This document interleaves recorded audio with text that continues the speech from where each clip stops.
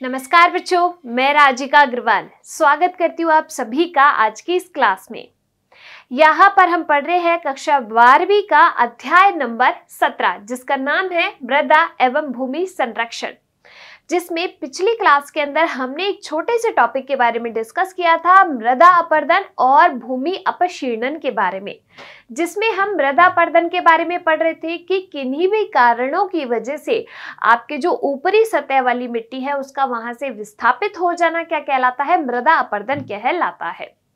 आज हम बात करने वाले हैं इन्हीं मृदा अपरदन के प्रकारों के बारे में कि किस किस प्रकार से ये जो मृदा का अपरदन है वो हो सकता है, इनके क्या कारण हैं, तीसरा कैसे इसका रोकथाम किया जा सकता है, इसके बारे में हम यहाँ पर डिस्कस करेंगे। क्लियर? चलिए स्टार्ट करते हैं मृदा अपरदन के प्रकारों से। तो मृदा अपरदन का वर्गीकरण अपरदन के लिए उत्तरदायी भौतिक कारकों के आधार पर किया जाता है। विभिन्न प्रकार के मृदा अपरदन निम्नलिखित है, जैसे पहला है जल अपरदन और दूसरा है आपके पवन अपरदन। सबसे पहले यहाँ पर बात करेंगे जल अपरदन की हम यहाँ पर, ठीक है। जल अपरदन यानी कि पानी की वजह से जो मिट्टी है वो वहां से क्या होगी, विस्थापित होगी। बहता हुआ जल उन मुख्य कारकों में से एक है जो मृदा कणों को बाहर ले जाता है। अब मान लीजिए कहीं पर मिट्टी है, वहां से कोई नदी निकल रही है, कोई नहर निकल रही है, उसकी वजह से वो पानी वहां से बहेगा और उसकी वजह से वो जो मिट्टी वहां पर है, सॉइल वहां पर है, वो भी बहेगी, तो उसका अपरदन होगा। जल द्वारा मृदा का अपरदन वर्षा की बूंदों, लहरों अथवा बर्फ के माध्यम से होता है। अब अगर अपन बात करें किसकी, वर्षा की बूंदों की, रेन ड्रॉप जो आती हैं उनकी वजह से कैसे जो है आपके मृदा का अपरदन होता है। देखिए वर्षा की जो बूंदें होती है ना, वो आपके क्या करती है, वायु के साथ मिलके नीचे आती है, बहुत उच्च वेग से नीचे आती है। तो एक तरीके से ये गोले का, बारूद गोले का काम करती है उस मिट्टी के लिए। तो बहुत तेज उच्च वेग से जब वो आएगी तो वहां की जो मिट्टी होती है, जैसे मान लीजिए ये रेन ड्रॉप है, ये आ रही है, यहाँ की ये मिट्टी है, तो जैसे ये रेन ड्रॉप यहाँ पर गिरेगी तो ये मिट्टी यहाँ से हट जाएगी, ठीक है। तो उसकी वजह से आपके मृदा का अपरदन होता है। क्लियर हुई बात यहाँ पर। अगर अपन बात करें कि किसी जो बहता पानी है, जैसे मान लीजिए कोई नदी वहां से जा रही है, कोई नहर वहां से जा रही है, तो वो उस मिट्टी को भी बहा कर ले जाएगी, उसकी वजह से मृदा का अपरदन होता है। क्लियर? तो यहाँ पर इस जल अपरदन के बारे में हम डिस्कस करने वाले हैं कि जल की वजह से कैसे अपना मृदा का अपरदन होगा। क्लियर? देखिए बूंदों, लहरों अथवा बर्फ के माध्यम से होता है। जल द्वारा मृदा अपरदन को अपरदन की तीव्रता और प्रकृति के अनुसार निम्न नामों से पुकारा जाता है। कौन कौन से नाम हैं और कैसे कैसे मृदा का अपरदन होगा, इन सब की वजह से इसके बारे में भी हम यहाँ पर पढ़ेंगे। सबसे पहले देखिए वर्षा बूंद अपरदन, दूसरा है परत अपरदन, तीसरा है नलिका अपरदन, नदी तट अपरदन, चौथा है, पांचवा है आपके भूस्खलन के कारण मृदा अपरदन और समुद्र तटीय अपरदन। इन सब के बारे में एक एक करके यहाँ पर अपन पढ़ेंगे। सबसे पहले बात करते हैं वर्षा बूंद अपरदन की। जो पानी की बूंदे हैं वो नीचे आएगी और उस मिट्टी के लिए किसका काम करेगी, बारूद गोले की तरह कार्य करेगी। भूमि पर गिरने वाली वर्षा की बूंदें मृदा के कणों को एक दूसरे से अलग कर देती है। शिथिल मृदा के कण बहते हुए जल के साथ कहाँ चले जाते हैं, दूर चले जाते हैं। इस प्रकार वर्षा की बूंदें जल अपरदन को प्रारंभ कर देती है। वर्षा की एक बूंद का औसत आकार लगभग कितना होता है, 5 मिमी होता है, mm होता है। यह हवा से होकर 32 किलोमीटर प्रति घंटे के वेग से मृदा से टकराती है। अब ये बड़े आकार की जब बूंदें मृदा से टकराएंगी एवं बूंदें एवं हवा के झोंके मृदा की सतह से और भी अधिक वेग से टकराते हैं। वर्षा की बूंदें जब अनावृत मृदा के ऊपर गिरती है तो वहां पर ये छोटे छोटे बमों की तरह व्यवहार करती है, ठीक है, और मृदा कणों को विस्थापित कर देती है, जिससे मृदा संरचना नष्ट हो जाती है। भूमि पर वनस्पति, अब इसको कैसे रोका जा सकता है, कि जो वर्षा की बूंदें आ रही है उसकी वजह से उस मिट्टी को अपरदित होने से कैसे बचा जा सकता है। तो देखो, अगर वहां पर वनस्पति लगी हुई है, अगर वहां पे पेड़ पौधे लगे हुए हैं, तो वो जो बूंदें हैं वो डायरेक्ट उस मिट्टी पर नहीं गिरेगी और उसकी वजह से उनको जो मिट्टी है उसको बम जैसा फील नहीं होगा कि उसके ऊपर बम आ रहे हैं और वो वहां से विस्थापित नहीं होगी। तो वनस्पतियों को वहां पर लगाकर, पेड़ पौधों को लगाकर इसको रोका जा सकता है। देखो, भूमि पर वनस्पति की उपस्थिति में वर्षा की बूंदें प्रत्यक्ष रूप से मृदा के ऊपर नहीं गिरती हैं, डायरेक्ट नहीं गिरती हैं और इस प्रकार वनस्पति आच्छादित क्षेत्र में मृदा अपरदन नहीं होता है। तो कैसे अपन रोक सकते हैं वर्षा की बूंदों से इस मृदा अपरदन को? वहां पर फसलें उगा के, वहां पर पेड़ पौधों को उगाकर। क्लियर? चलिए, निरंतर वर्षा के कारण विस्थापित मृदा कण अन्य मृदा कणों के मध्य रिक्त स्थानों में भर जाते हैं, जिसके परिणाम स्वरूप जल मिट्टी में अवशोषित नहीं हो पाता। अब जल मिट्टी में नहीं अवशोषित होगा तो वो वहां पर बहने लग जाएगा। कुछ समय पश्चात यह जल भूमि पर एकत्रित हो जाता है, जिसे वारपा यानी कि पॉन्डिंग कहते हैं। यह जल बहना शुरू हो जाता है।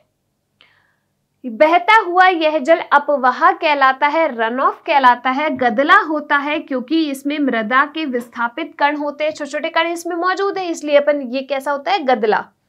जैसे जैसे पानी बहता है मृदा की सतह का और अधिक अपरदन होता है और इसी प्रकार पिघलती हुई बर्फ की बूंदें भी मृदा अपरदन का कारण होती है। ठीक है, तो अगर यहाँ पर कोई बर्फ पिघल रही है जिसकी वजह से भी वो बहता हुआ पानी बन जाएगा, जो मिट्टी है उसके पानी के अवशोषण की क्षमता कम हो जाएगी और वो बहता हुआ पानी क्या करेगा? अपने साथ उस मिट्टी के कणों को भी बहा कर ले जाएगा। क्लियर? अब बात करते हैं दूसरे प्रकार की। यहाँ पर ये डायग्राम देख लीजिए कि किस प्रकार से वर्षा की बूंदें जो आती हैं वो आई, किस तरीके से बम की तरह व्यवहार किया और वहां से उस मृदा के कणों को क्या कर दिया? विस्थापित कर दिया। क्लियर? चलिए, दूसरा है अपना परत अपरदन। ये जो परत अपरदन होता है वो अपन को दिखाई नहीं देता है। ठीक है, देखो, बहते हुए जल के द्वारा मृदा कणों का विलगन एवं निर्वासन यानी कि हट जाना परत अपरदन कहलाता है। यह अत्यंत धीमी प्रक्रिया है, प्राय दिखाई नहीं देती, बहुत धीरे धीरे होगा ये कि पूरी की पूरी लेयर वहां से हट रही है, केवल कण नहीं, पूरी लेयर हट रही है। इस प्रकार से कुछ परत अपरदन होता है। तीसरा है अपना नलिका अपरदन। अब देखो, जब अपना परत अपरदन होता चला जाता है, अपरदन जब लेयर्स हटती चली जाती है तो जिसकी वजह से ही आपके क्या होता है? नलिका अपरदन होता है, छोटी छोटी नली सी उसमें बन जाती है। देखिए, इस प्रकार के अपरदन में कृषि भूमि पर परत अपरदन के पश्चात उंगली के समान रिल्स यानी कि नलिकाएं बन जाती हैं। जब ये बन रही होती हैं तो इन नलिकाओं की संख्या में प्रतिवर्ष वृद्धि होती जाती है, हर वर्ष ये बढ़ती जाएगी और गहरी व चौड़ी होती जाती है। जब इन नलिकाओं के आकार में वृद्धि हो जाती है तो ये अवनलिकाएं कहलाती है और घाटियां गहरी अवनलिकाएं ही हैं। अब ये कैसी दिखती हैं? तो देखिए, इस तरीके से गहरी होती चली जाएगी। ये तो पहले रिल्स बने, अब जैसे जैसे प्रतिवर्ष ये बढ़ी तो ये अवनलिकाएं बन गई और आपको दिखाई दे रही है अवनलिका। इस तरीके से ये आपके ये नलिका अपरदन होता है। क्लियर? चलिए आगे देखिए, बात करते हैं नदी तट अपरदन की। नदी तट अपरदन का मतलब क्या है? देखो, अगर कहीं से नदी बह रही है तो वहां की जो मिट्टी है वो उसके साथ साथ बहेगी, सिंपल सी बात है। तो इससे आपके मृदा का अपरदन होगा। देखो, बहते हुए जल द्वारा धाराओं अथवा नदियों के तटों से मृदा का अपरदन नदी तट अपरदन कहलाता है। कुछ क्षेत्रों में जहां नदी अपना मार्ग परिवर्तित कर लेती है वहां किनारों के अपरदन की दर क्या होती है? अधिक होती है। देखिए, नदी तट अपरदन से निकटवर्ती कृषि भूमि, राजमार्गों व सेतुओं को क्षति पहुंचती है। कहीं वहां से मान लीजिए कहीं से नदी निकल रही है, अब वो तो क्या करेगी? धीरे धीरे मिट्टी को भी अपने साथ बहाएगी, जिसकी वजह से मृदा का अपरदन होगा और धीरे धीरे वो रोड जो है, वो जगह जो है वो आपके उसमें वहां से मिट्टी हटती जाएगी तो वहां पर उस जो क्षेत्र है उसको क्षति तो पहुंचेगी ही। देखिए यहाँ पर इस नदी तट अपर्दन को दिखाया गया है। देखो ये नदी बह रही है जिसकी वजह से ये जो मिट्टी है देखो यहाँ पर आपको दिख रही है, ये पूरी इसके साथ ही बहती चलती जाती है। क्लियर? चलिए आगे देखिए भूस्खलन। भूस्खलन का मतलब क्या होता है कि भूस्खलन का मतलब होता है धरती फट जाती है, धरती अपनी जगह से खिसक जाती है। ठीक है, इसको अपन क्या कहते हैं? भूस्खलन कहा जाता है। देखो मृदा के एक बहुत बड़े द्रव्यमान का अचानक विस्थापित हो जाना भूस्खलन कहलाता है। गुरुत्व के सापेक्ष भू द्रव्यमान का संतुलन बिगड़ने अथवा अस्थिर हो जाने के कारण भूस्खलन होगा और असंतुलन मुख्य रूप में पृथ्वी में पाए जाने वाले अत्यधिक जल अथवा नमी के कारण होता है। तो आपने देखा होगा कि जब कभी बादल फट जाता है या बहुत ज्यादा बाढ़ आ जाती है तो ऐसे कुछ क्षेत्रों में भूस्खलन भी हो जाता है।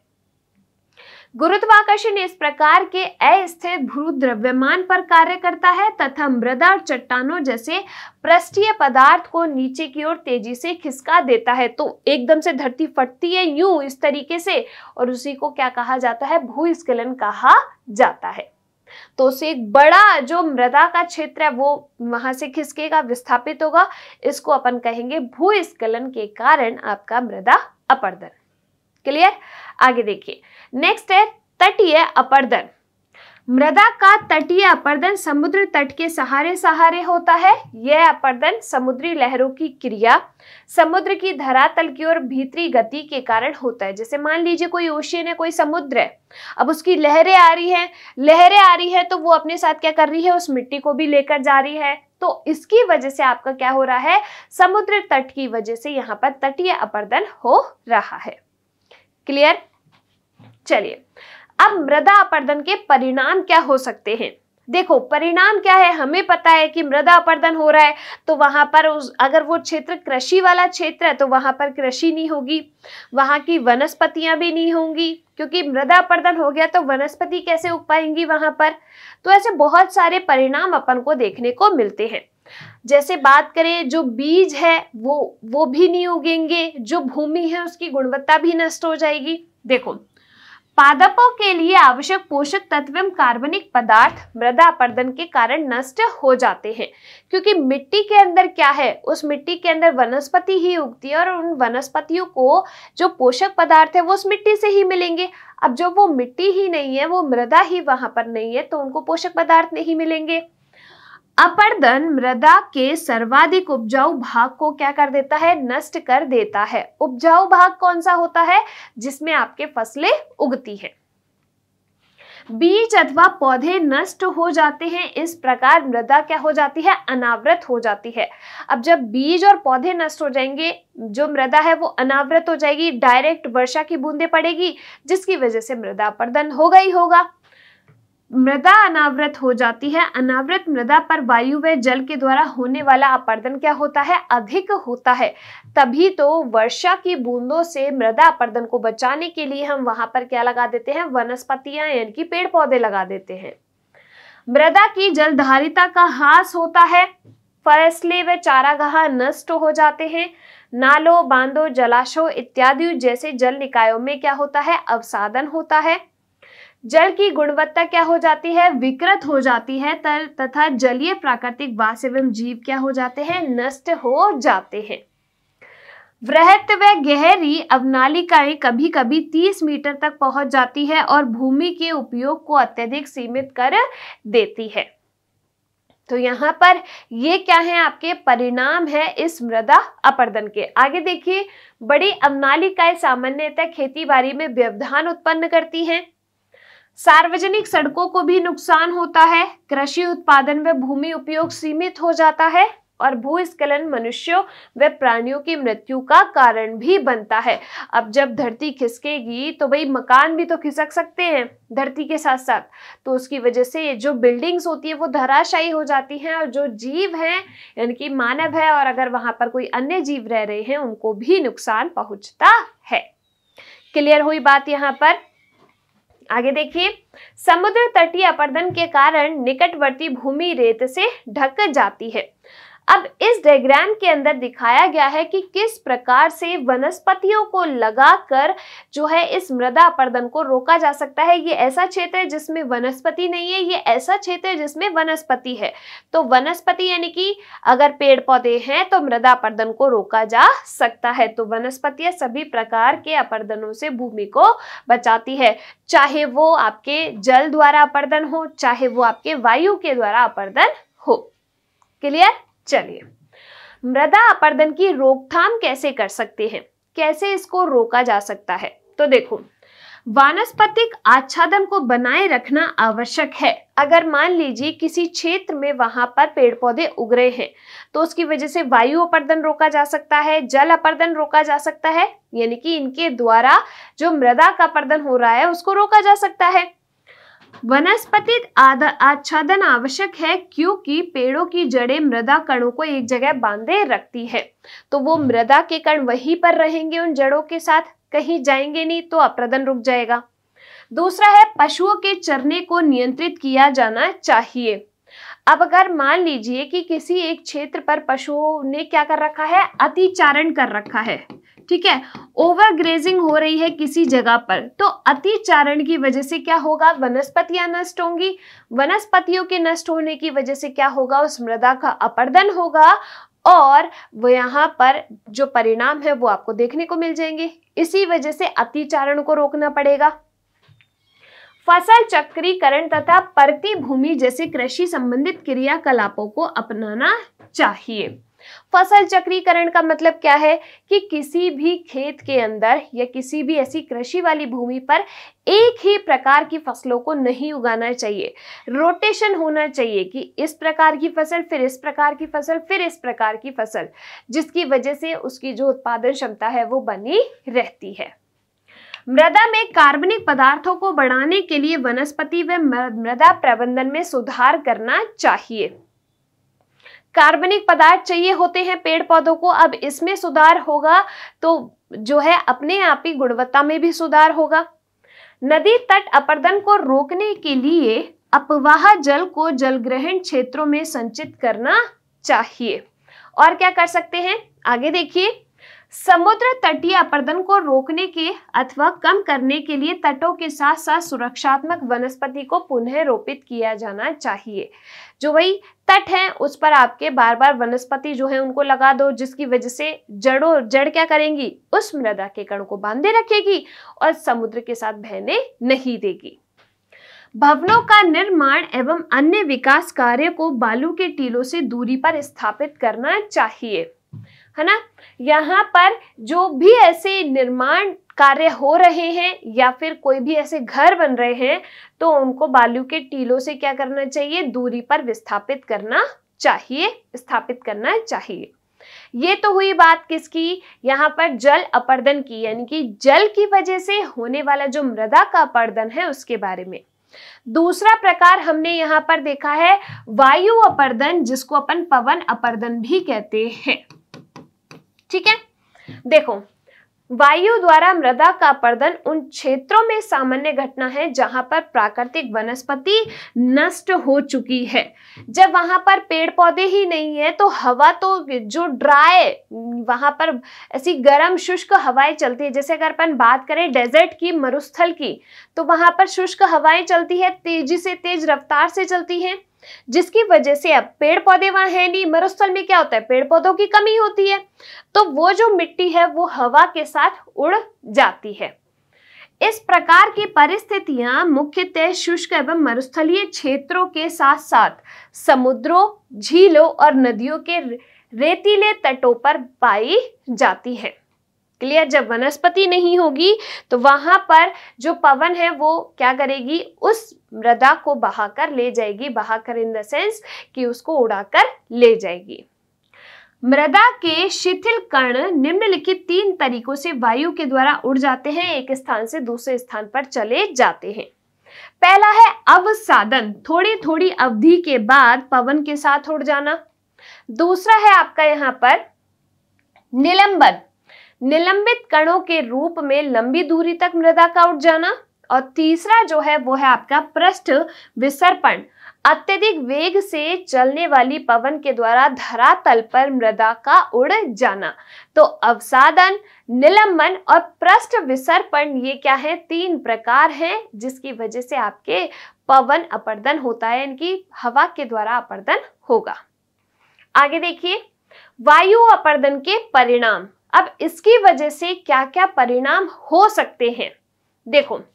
वायु अपर्दन के कारण कार्बनिक पदार्थ, चिकनी मिट्टी, गाद सहित मृदा के सूक्ष्म कण निलंबन के रूप में एक स्थान से दूसरे स्थान पर चले जाएंगे और अपने पीछे कम उपजाऊ पदार्थ छोड़ जाते हैं। अब जब कम उपजाऊ पदार्थ होंगे तो उत्पादकता भी कम हो जाएगी, पेड़ पौधे भी कम उगेंगे वहां पर, मृदा की उत्पादन क्षमता कम हो जाती है, ठीक है, क्योंकि अधिकतर पादप पोषक तत्व जो छोटे कोलाइडी मृदा खंडों से बंधे होते हैं वे नष्ट हो जाते हैं।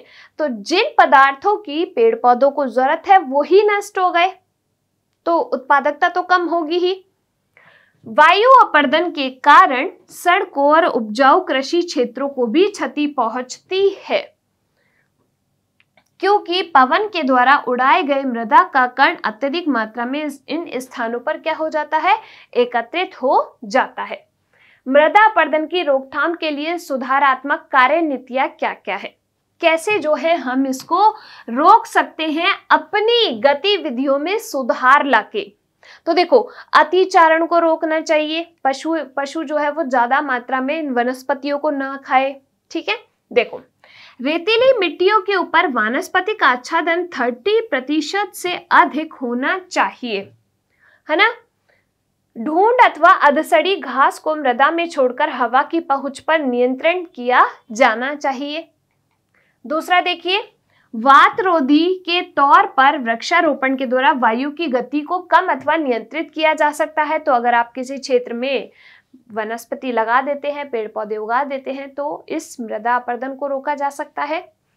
भूमि को परती छोड़ने की पद्धति अथवा मशीनों के उपयोग को रूपांतरित किया जाना चाहिए। ऐसा नहीं कि बंजर भूमि पड़ी उसको पड़ी रहने दे, मशीनों के प्रयोग से ही पूरी भूमि को उपजाऊ बनाए। ये मशीनों के प्रयोग से एक टाइम के बाद उत्पादन जो है वो कम हो जाता है। और पशुओं द्वारा अतिचारण को रोकना चाहिए। तो इन सब जो गतिविधियां हैं इनको अगर अपन इनमें सुधार कर ले तो इसकी वजह से हम क्या कर सकते हैं, इस मृदा अपर्दन को रोक सकते हैं। बात आई समझ में। तो आज की इस क्लास में हमने बात की है जो मृदा अपर्दन है उसके प्रकारों की। 2 प्रकार हमने यहाँ पर देखे हैं, पहला है जल अपर्दन और दूसरा है अपना वायु या फिर पवन अपर्दन।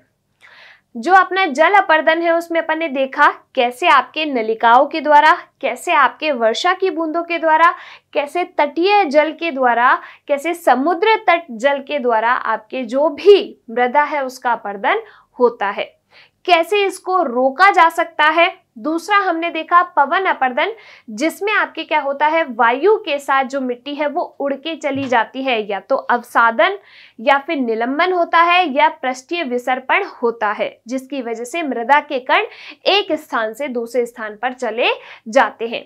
कैसे इनको रोका जा सकता है उसके बारे में हमने यहाँ पर चर्चा की है। क्लियर? तो चलिए आज की क्लास अपनी यहीं पर कंप्लीट होती है। अगर आपको क्लास पसंद आई है आप इस क्लास को लाइक कीजिए। जो भी आपके डाउट्स हैं वो आप कमेंट सेक्शन के अंदर ड्रॉप कर सकते हैं। हम मिलेंगे इसी चैप्टर के अगले टॉपिक के साथ अगली क्लास में। तब तक आप लोग खुश रहिए, स्वस्थ रहिए। धन्यवाद।